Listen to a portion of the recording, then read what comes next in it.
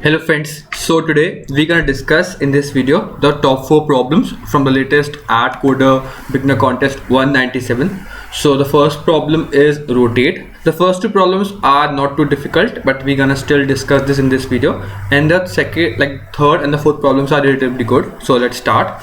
The first problem states that you are given a string S of length 3, and then you just have to move the first character of S to the end of the string and then print out the resulting S dash string. So as you can see, the string always consists of 3 characters. You just have to take the first character, place that character in the end, so the resulting string will be BCA.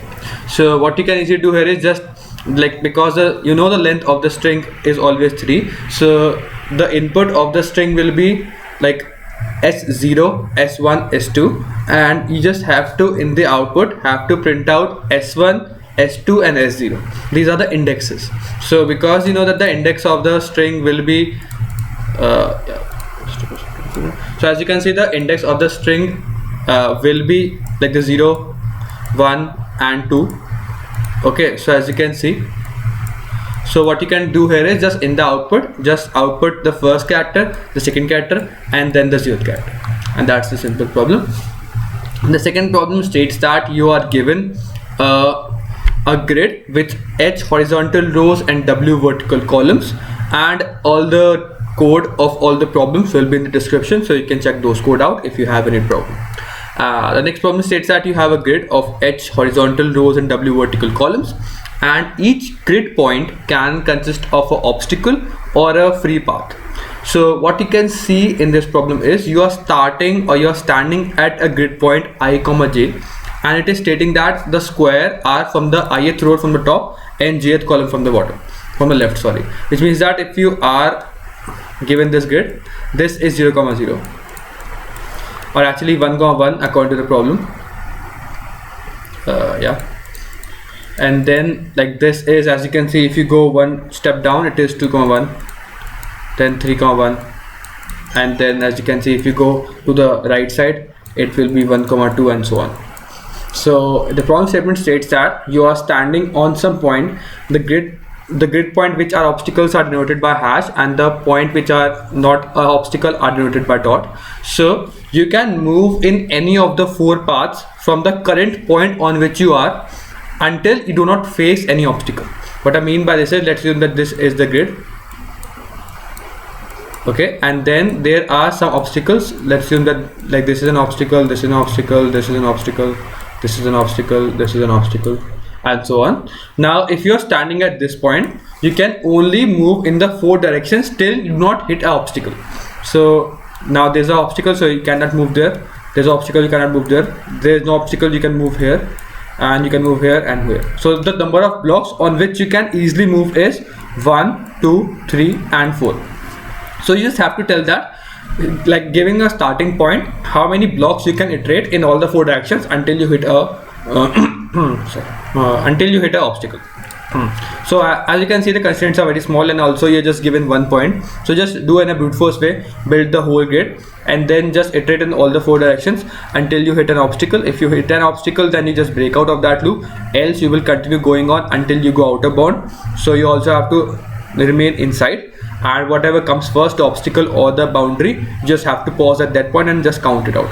And you just have to start, you have to count this blocks also 1. So you can either iterate from the block +1 in all the directions, and until that you do not hit a out of bound condition, you just count the blocks and then add 1 to the answer. Or you can either start from this point only in all the 4 directions, but then you will count this block 4 times, but you have to only count it 1 time, so subtract -3 from the answer. So I'll show you the code part now. The code will be not too difficult, you just have to understand, as you can see, because I'll take the input of x and y on which the point I'm standing on, and because I will do this in 0th indexing, but the problem or the indexes given to you are 1 indexing, so subtract 1 from them. Then take the input of the whole grid. Then what you'll do, you'll count the total number of blocks on which you are. You can either move, as you can see, this is y, which is like moving towards the right. You can either move to the right. If the current block is a dot, then increment the total. Else, if you hit a block point which is a grid point, just break out of this condition. You can either move to the left part from the current block. You can either move to the right, left. Then this is denoting minus minus, so it means that you are going above, and this is plus plus, so you're going down. And yeah, these are the 4 directions. And because I have counted the block on which I am on like 4 times, but I have to only count it 3 times, like 1 time, sorry, so subtract -3 from the answer. And that's the whole solution for this problem. Now move on to the third problem. The third problem states that you are given a sequence A of n length. Then you have to divide this sequence into 1 or more non-empty contiguous intervals. Now you are given some string, or not actually string, you are given some like different integers.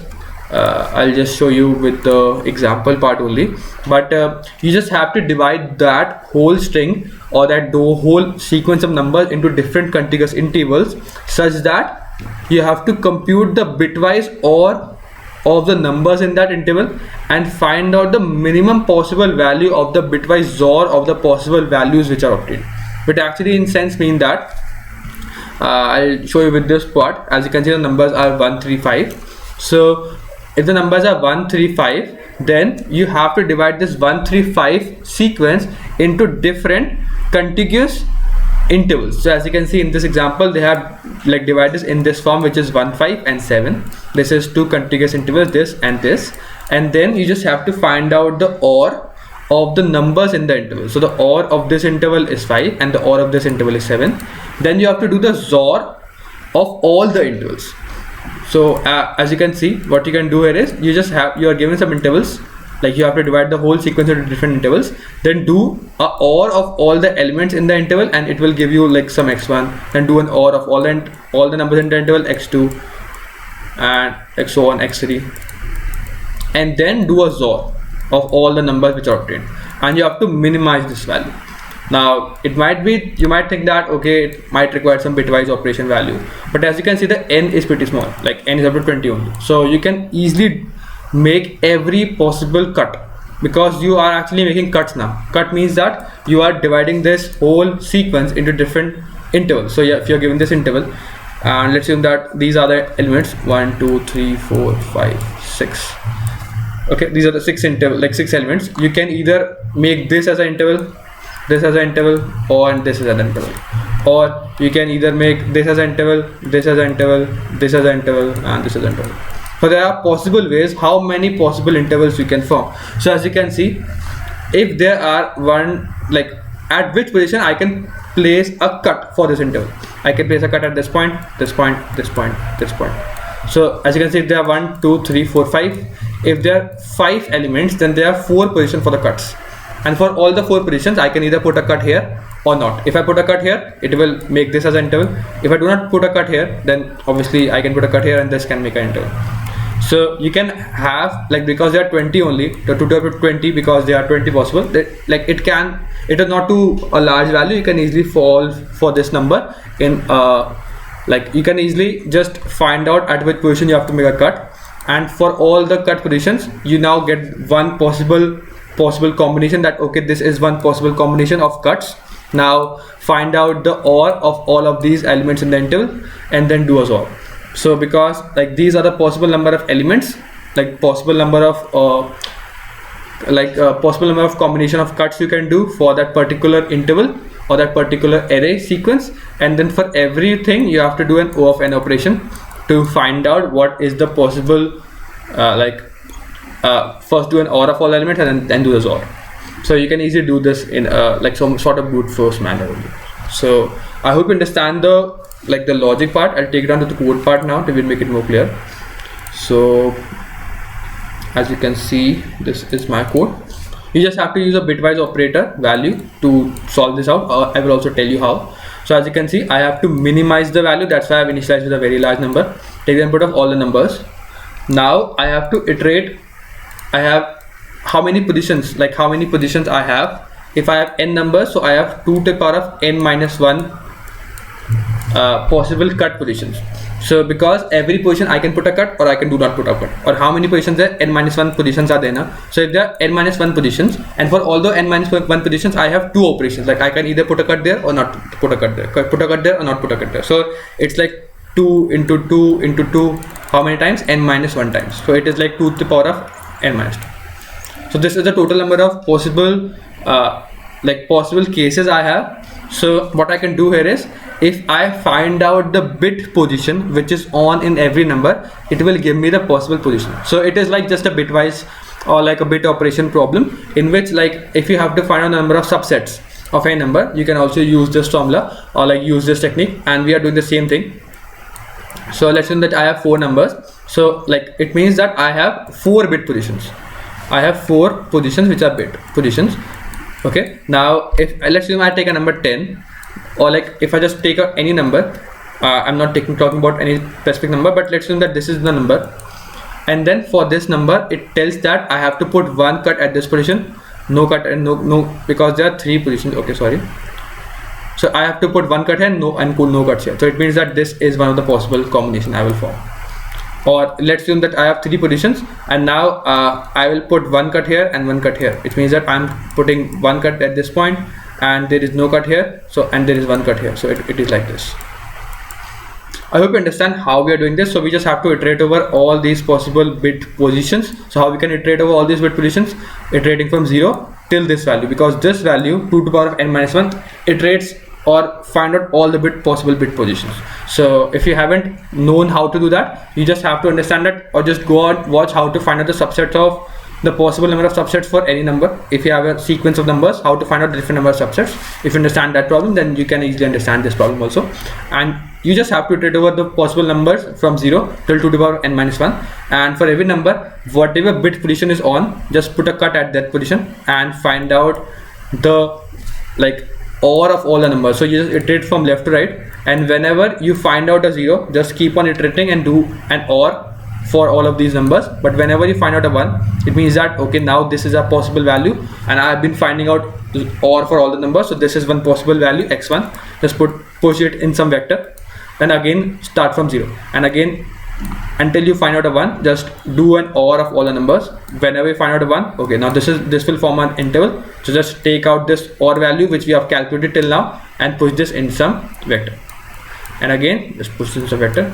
So the vector will consist of all the possible OR values. You just have to do a XOR of all of these values and just have to minimize over all the values. So therefore I'm doing iterate over. So this is just finding out one, it is just left shifting n to the power -1 times. It is it is equivalent to 2 to the power n-1. So 0 till this number which I'm doing. So I make an empty vector in which I will push on. This is a total for storing out all the OR values. So just iterating from left to right, I will do an OR of every j value, and when I hit a number which is when I'm hitting a number which is giving me 1, which means that I'm just checking out bit positions of this number with my jth position. If whenever a bit is on, which means that this will form a particular interval, I will push this total value in this d vector which is storing all the OR values and just making again my total equal to 0, such that now for the next interval I will be counting out again the ORs. And in the end, what I will do, I will iterate over the whole vector which is storing out the ORs and finding out the XOR of all the values.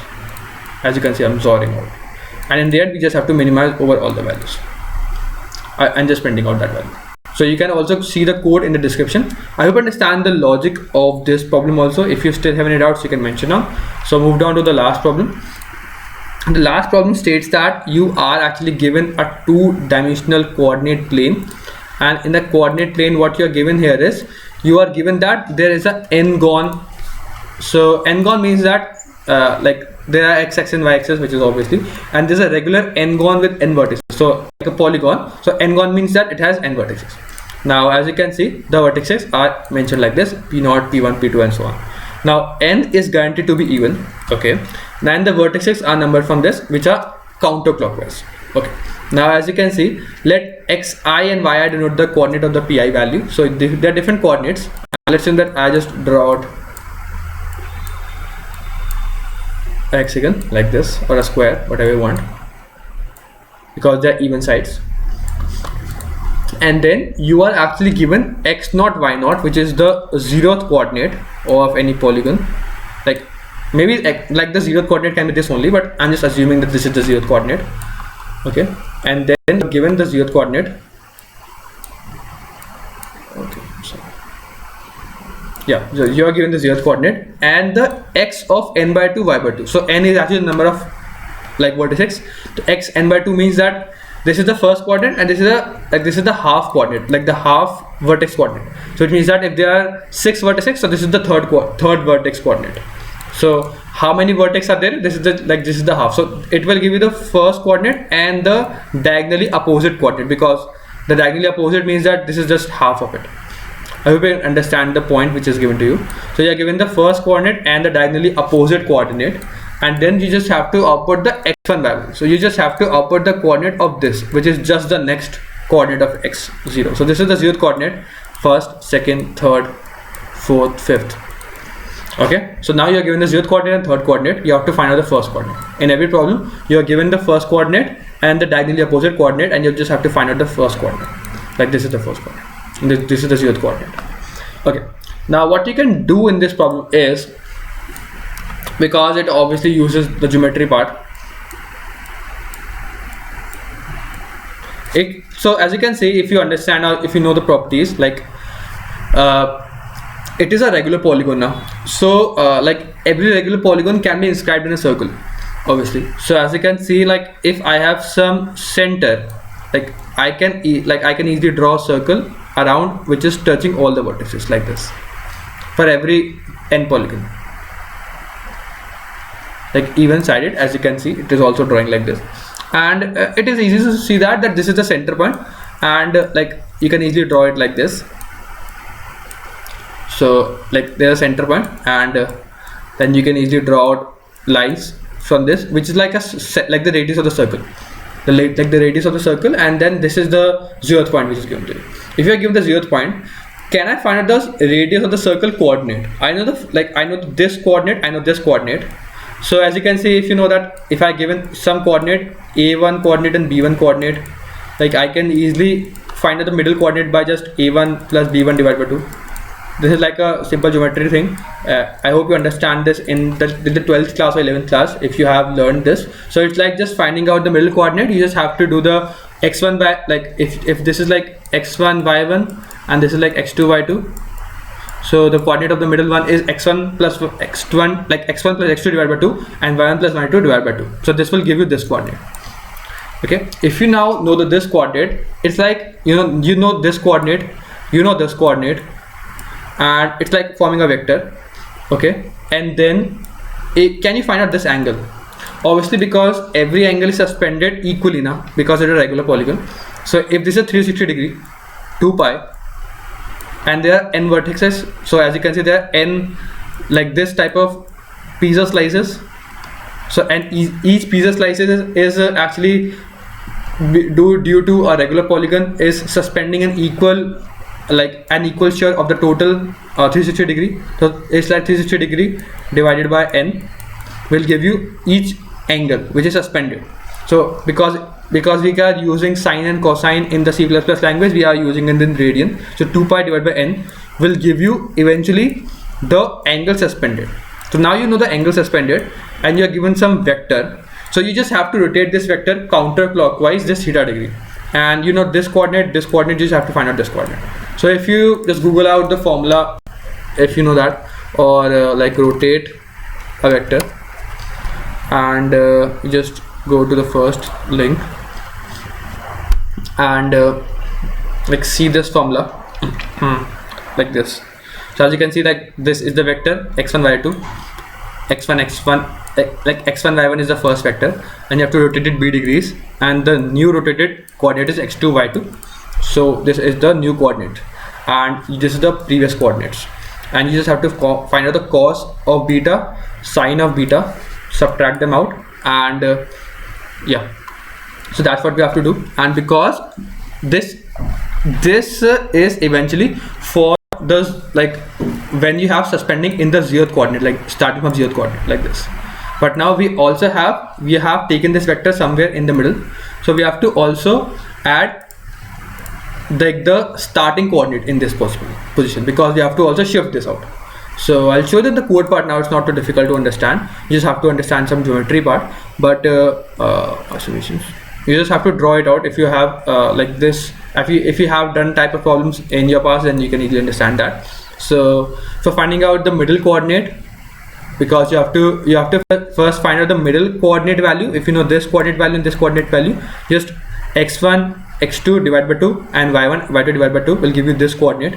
If you know that this coordinate and you know like this coordinate, so you can easily form out the vector, and you can easily use this formula to find out the new coordinates.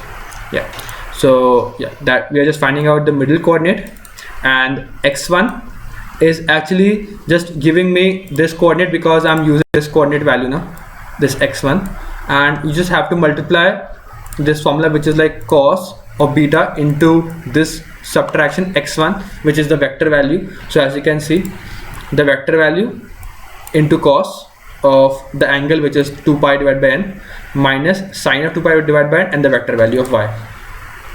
This will give you the x1 value and the y2 value, and so on. Yeah, that's the whole logic for this problem. I hope you understand the logic and the code for both, or like all the 4 problems. If you still have any doubts, you can mention in the comment box. I'll see you next one. Till then, keep coding and bye.